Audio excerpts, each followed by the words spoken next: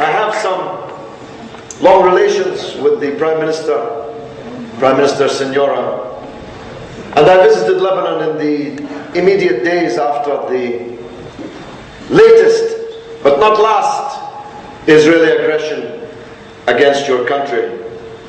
He received me in the Prime Minister's office. Well, I say received me, he didn't offer us water or tea or coffee. It was a strange kind of reception. Even in the most squalid refugee camp, I've always been offered water, then tea, then coffee, but not from Mr. Senora. But as I entered, well, there was no tea or coffee for me, but there was a kiss for Condoleezza, which tells you all you need to give him a visa. Condoleezza is what I say. But as I entered the room, before I had sat down, and before he said hello, I was with my dear friend Man Bashur, with whom I've marched for decades and who knows Senora well. Before we sat down, Senora said, Prime Minister Senora said, "Stop saying we won the war. We lost the war." I told him, "Your Excellency, you're very unusual amongst Arab leaders who normally lose wars and claim they won them. You're the first Arab leader that I ever met who won a war and now claims that he lost it." And of course we now know why. Because he wanted to lose it. Because he wanted to use it to destroy the Lebanese resistance led by the heroes of Hezbollah.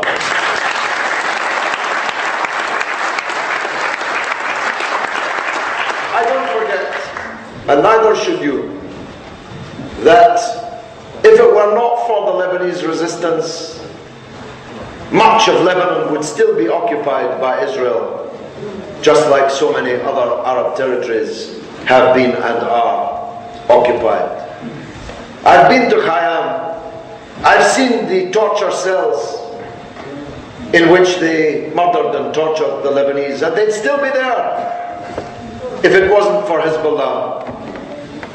So when I hear Western commentators and politicians or newscasters on Sky News describe Hezbollah as a terrorist organization, I say the terrorists are those that Hezbollah defeated as the most effective freedom fighters in the entire Arab world. And we must never flinch from this, whatever the laws of the United Kingdom currently say. Because what I've just said and what I'm about to say is technically illegal, even for me as a parliamentarian of more than 20 years in Britain. I say that Syed Hassan Nasrallah and the fighters of Hezbollah are heroes, and I glorify them.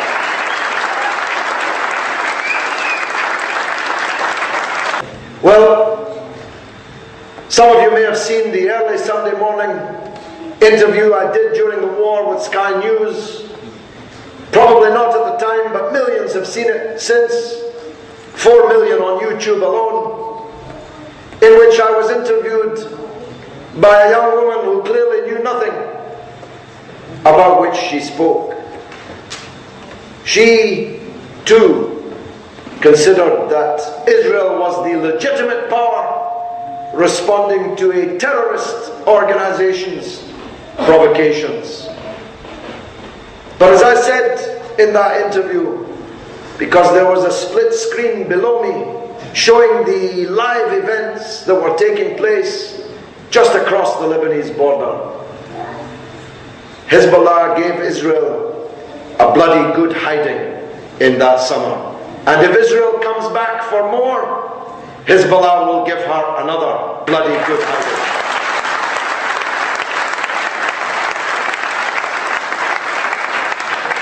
Lastly, if I may, Everywhere I go now in the Arab world, I hear the chatter from those who wish to divide the Arabs and the Muslims even more than they're already divided. We're told that there's an Iranian, Syrian, Shiite, Hezbollah conspiracy against the Arab world. Well, there is a conspiracy in the Arab world, all right, but it's an American-Israeli conspiracy. And I appeal on this platform, as I do on all platforms, to the Sunni Muslims of the Arab world not to be fooled again by those who wish to throw sand in their eyes, to divide them from other Muslims, other Arabs, on the basis of confession. This in an Arab world already hopelessly divided to the point of mediocrity and impotence by the many states into which Sykes and Picot carved you.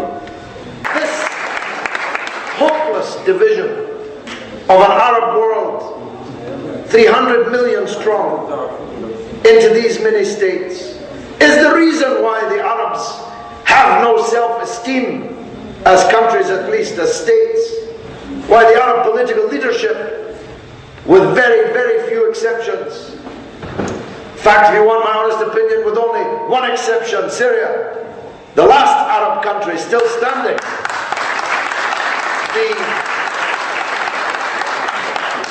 the reason for this crisis is division.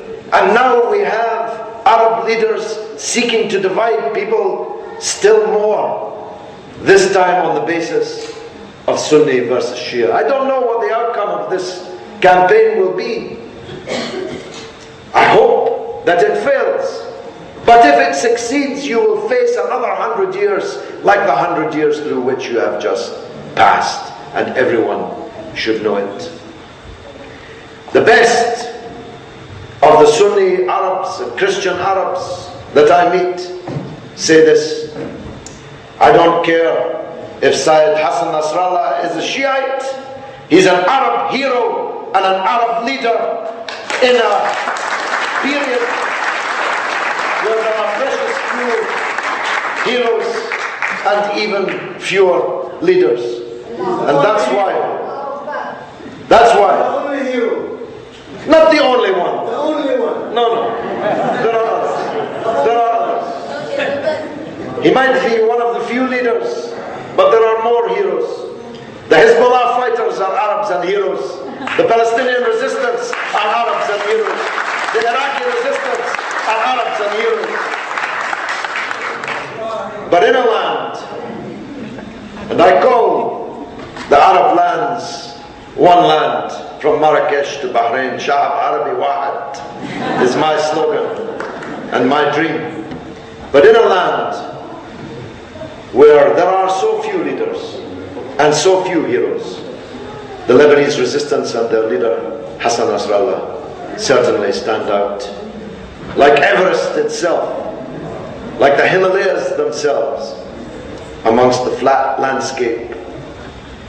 But you know, in the Arab world, it takes but a few drops of rain to transform the desert.